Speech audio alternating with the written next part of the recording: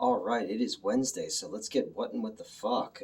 So again, I pushed back Brian De Palma's Blowout because I have the Full Moon service on Amazon Prime, and a movie popped up that had a title that a degenerate like me had to check that out for scientific purposes, and that is Attack of the 50-Foot Cam Girl. Um, Directed by Jim Wynorski, the director of Chopping Mall and Return to Swamp Thing and the Bear Wench Project. He has another movie coming out pretty soon that's like a Bigfoot or Bust, and it's about big titty ladies against Bigfoot. He's a man after my own heart. He used to do a lot of stuff for Roger Corman back in the day. He fixed a lot of the movies that came over from the Philippines because they were in bad shape, and then he kind of fixed them up. Sirio Santiago stuff. And this is the first time he's ever worked with Charles Band and Full Moon Pictures, which coming off of Baby Oopsie, I was like, okay, maybe this is a renaissance of Full Moon. And, Attack of the 50-Foot Cam Girl was pretty much what I expected. Not good at all. You could tell there was only a couple scenes that he actually gave a shit about. It's got like Becky LeBeau and Lisa London and Cindy Lucas, who are like regulars of Jim Wynorski movies. It's a remake of Attack of the 50-Foot Woman, sort of. And that's been remade a million times. There's Attack of the 50-Foot Woman and the remake, and Attack of the 50-Foot Cheerleader and whatever. A jilted lover gets big and goes after the man who was cheating on her. This movie doesn't really have a cam girl in it. Like when I heard cam girl, I was like, okay, that's interesting. But like really, this one, the girl's name is Ivy Smith, and she's the lead actress, and this is her first movie. She plays Beverly Wood, and she's this kind of ditzy blonde influencer, and apparently she's like the biggest thing online, but like the acting in this is so subpar, and even for someone like me it got kind of hard sometimes because everyone is very stilted, and I get they're trying to do like that 50s bad movie vibe, but it just didn't like read well here. There's like 9 characters in this entire movie. It's literally all shot in one location. You have your Beverly Wood and your I think the other girl's name is like Fuchsia is her character name, and she's Beverly's assistant. And then they have the husband or boyfriend, who he's even worse because he's just making money off of Beverly and her fame. And he doesn't really love her. He just loves the power, but he's really having an affair with Fuchsia. And Beverly, she wants to become the most famous, most loved person in the world, like a female Jesus, she says. So she wants to feed the world. So she hires these like 3 scientists to make like a food that regrows so you could feed the world on it. So there's just like really like, you have very Full Moon CGI in it. You have very stilted acting. You have like bad jokes that don't land. You get each of the 2 lead female actresses have a shower scene. So you get your full nudity in there. But when I heard Cam Girl, like there's a shower scene and then the rest of it is just them reading analytics off of how well her channel is doing. And that's kind of all you have.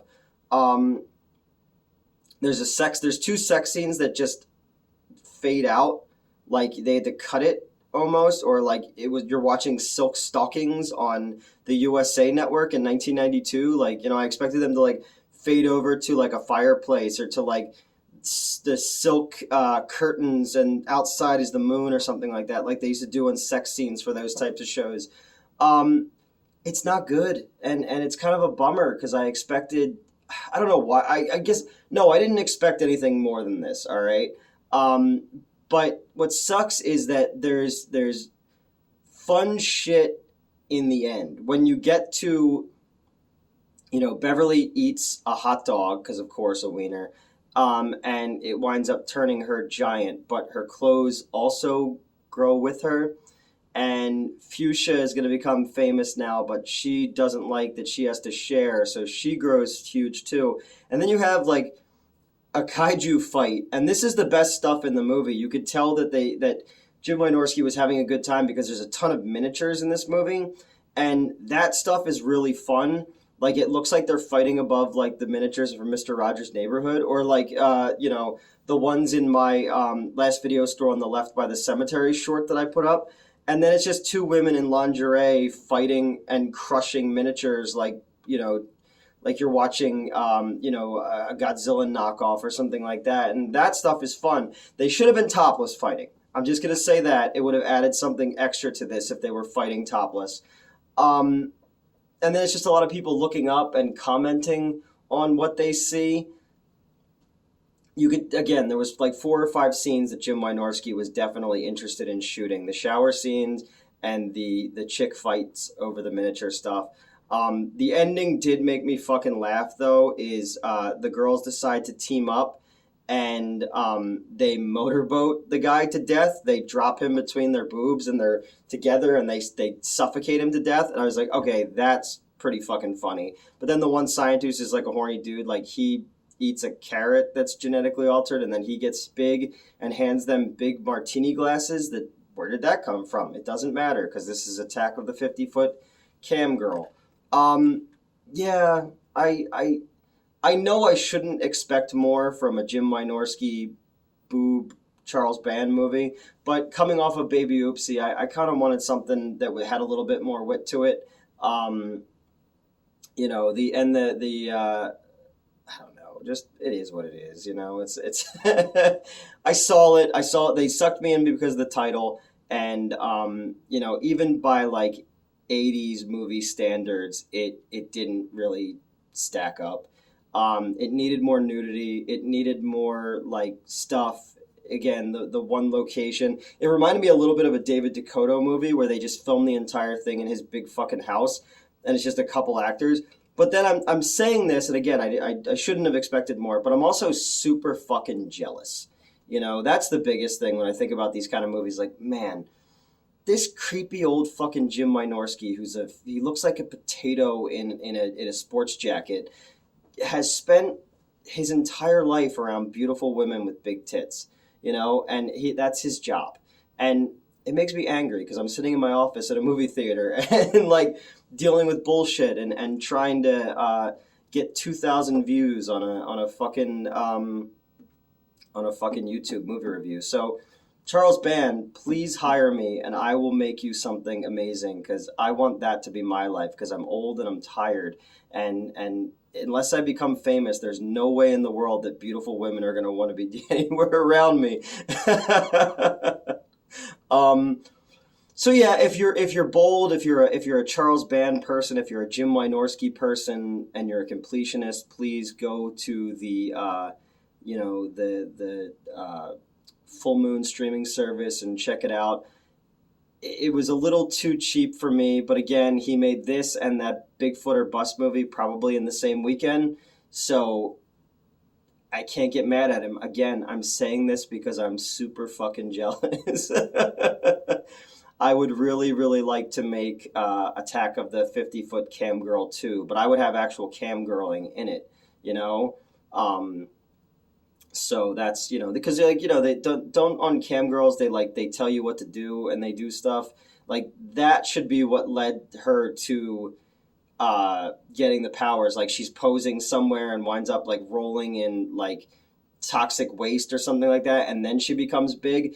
That would have made more sense than all of a sudden this chick, even if she's a big YouTube influencer, being able to like have this genetically modified food or something. And then out of nowhere, there's just a lesbian scene. But again, it's one of those scenes they cut away from. But it's like, where did that come from? Like I don't know. It didn't offer anything. There was no preamble to it. And it's just like the older lady, the Lisa London, who's the doctor, just gets on top of the girl. And they're not really kissing. You could tell that their heads are just moving. Kind of like if you ever watch like softcore porn, it would always be like they were just grinding. But I'm like, wait, how do you do that if everybody like things have to go in things for that to work.